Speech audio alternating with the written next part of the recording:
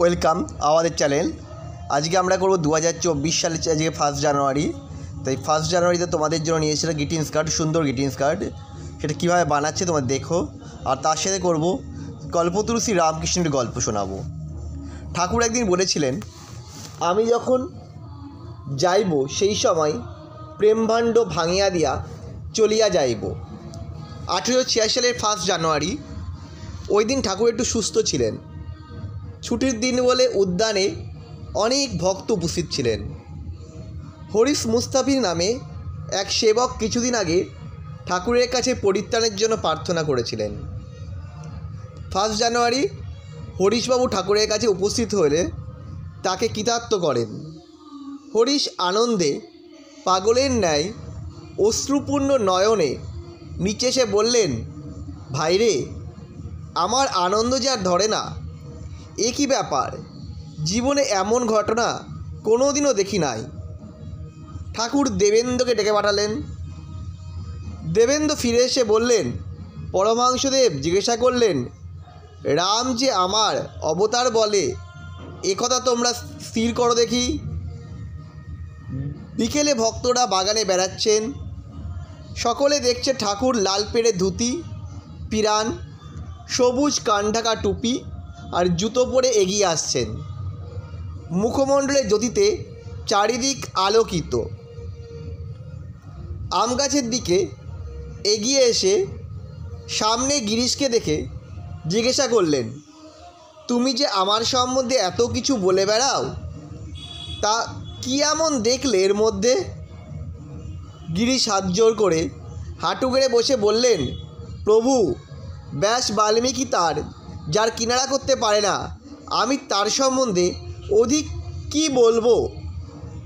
এ কথা শুনে ঠাকুর সমাধিস্থ হয়ে গেলেন। গিরিশ জয় রামকৃষ্ণ বলে চিৎকার করতে লাগলেন। চিৎকার শুনে সকল ভক্ত জড়ো হলেন সেখানে। ঠাকুরের অর্ধবাহ্য দশায় ডান হাত তুলে বললেন, আমি আর কি বলবো? তোমাদের সকলের চৈতন্য হোক। ভক্তরা ফুল তুলে এনে জয় রামকৃষ্ণ বলে তার পায়ে অঞ্জলি দিলেন। সকলেই আনন্দে পরিপূর্ণ হলেন। একটু পরে ঠাকুর অক্ষয় কুমার সেনের বুকে হাত রাখলেন। অক্ষয়বাবু আনন্দে বিভোর হয়ে চোখের জল ফেলতে লাগলেন। নবগোপাল, উপেন্দ্র, রামলাল, অতুল কৃষ্ণ ইত্যাদি অনেক ভক্তকে পরিত্রাণ করলেন। হরমোহন মিত্রকে সামনে এনে বললেন, তোর আজ থাক,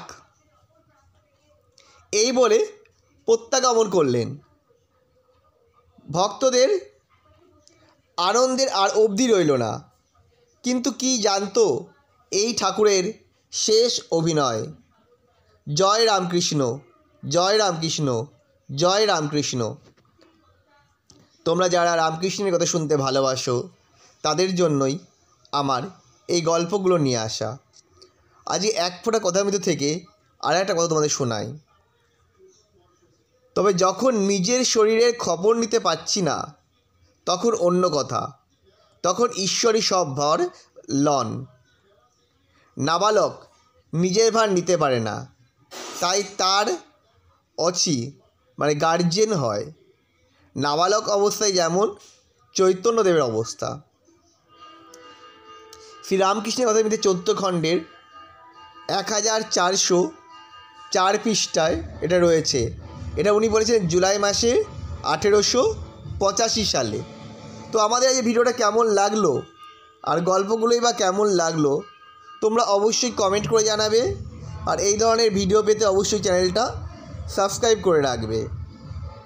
আমরা শ্রী কল্পতরু রামকৃষ্ণের যে প্রথম পর্বটা তোমাদের শোনালাম, আর তার সাথে আমরা দিলাম এই একটা সুন্দর গ্রিটিংস কার্ড, যেটা মুনমুন নিজেদের বানাচ্ছে। তোমরা এই কার্ডটা বানাবে, বানিয়ে অন্যদের গিফট করতে পারো। নিজে হাতে কিছু বানিয়ে কাউকে উপহার দেওয়ার মজাই আলাদা। এর মধ্যে একটা অসাধারণ জিনিস রয়েছে। এবার এই লেখাটা তোমরা নিজের মতো করে লিখতে পারো, বাংলায় লিখতে পারো, ইংরাজিতে লিখতে পারো, যেভাবে খুশি লিখতে পারো। এই ডিজিটালের যুগে হাতে তৈরি করা কার্ড এবং তার যে ফিলিংস সেগুলো ক্রমশ হারিয়ে যাচ্ছে। তাই আমরা সেই জিনিসটা ফিরিয়ে আনার জন্যই তোমাদের হাতে করা কার্ড কীভাবে বানাতে হবে সেটা দেখানো হলো। ভালো লাগলে অবশ্যই শেয়ার করবে ভিডিওটাকে।